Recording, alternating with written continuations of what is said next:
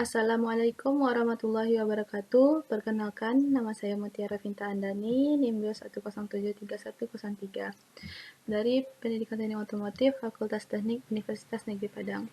Baiklah, pada video kali ini saya akan menjelaskan tentang sistem suspensi. Suspensi adalah kumpulan komponen tertentu yang berfungsi untuk meredam kejutan dan getaran akibat permukaan jalan yang tidak rata, sehingga dapat meningkatkan keamanan dan kenyamanan dalam berkendara. Sistem suspensi terletak di antara bodi kendaraan dan roda-roda, dan dirancang untuk menyerap kejutan dari permukaan jalan, sehingga menambah kenikmatan dan stabilitas berkendaraan serta memperbaiki kemampuan cengkram roda terhadap jalan.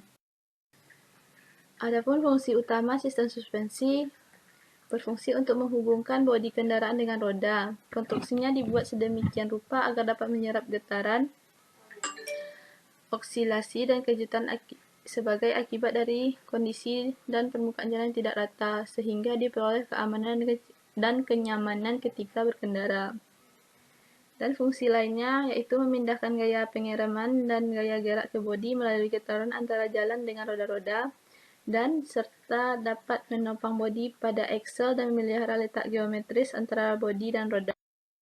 Atau jenis-jenisnya, yang pertama suspensi poros kuku atau suspensi rigid, dan kemudian suspensi bebas atau independen suspensi.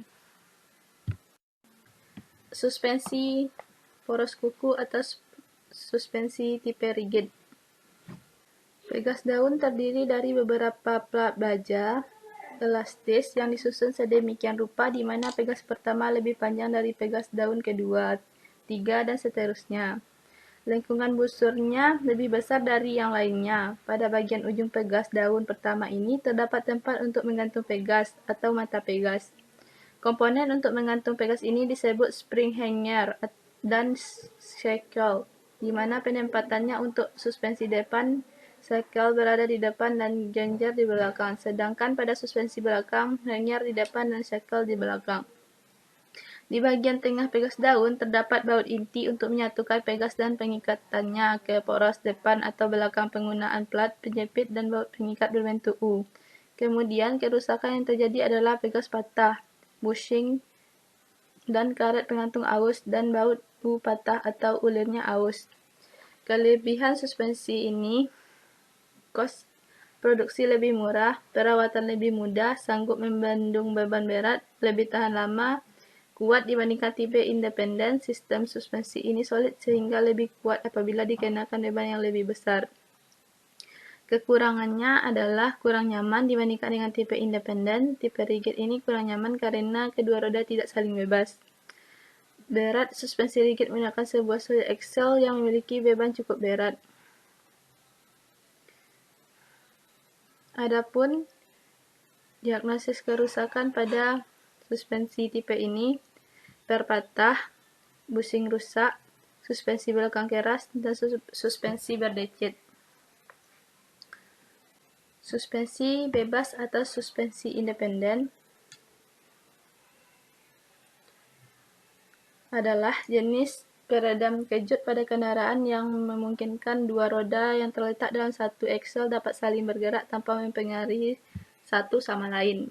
Pada suspensi model independen, roda kanan dan roda kiri tidak dipasangkan pada satu poros, melainkan pada masing-masing aksel, sehingga antar roda bekerja sendiri-sendiri dalam menyerap goncangan atau getaran, yang disebut dengan knee action.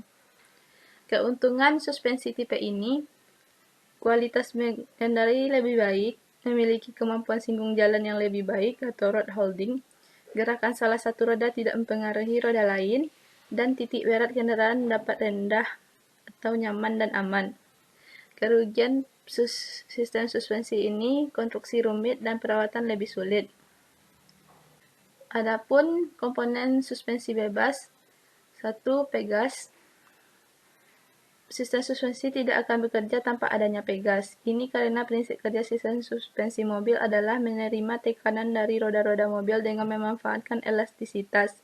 Daya elastisitas ini diperoleh dari komponen pegas yang ada pada sistem suspensi.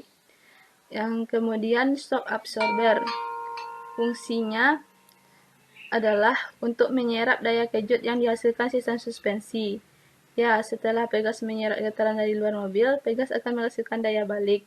Daya balik ini besarnya sama dengan tekanan yang diterima oleh Pegas.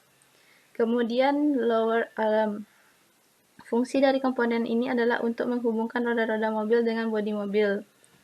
Kemudian ball joint. Komponen ini menghubungkan lower arm dengan roda-roda mobil.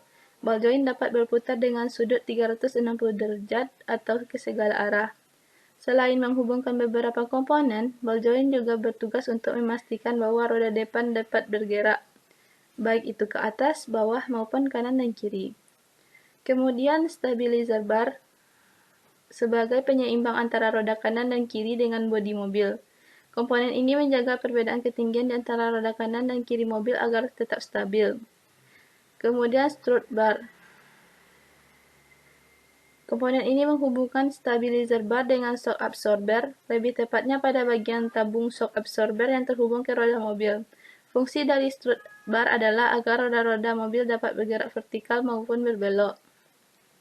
Kemudian knuckle arm adalah komponen pada sistem suspensi depan mobil yang fungsinya sebagai rumah bagi beberapa komponen lain. Kemudian supported shock. Komponen ini umumnya diletakkan pada ujung bagian atas shock absorber. Dengan begitu, supported shock dihimpit oleh shock absorber dan bodi mobil. Komponen ini bertindak sebagai sebuah bantalan bagi shock absorber pada saat roda mobil berbelok, maka shock absorber akan sedikit berputar. Supported shock inilah yang menjadi bantalan atau bearing bagi shock absorber.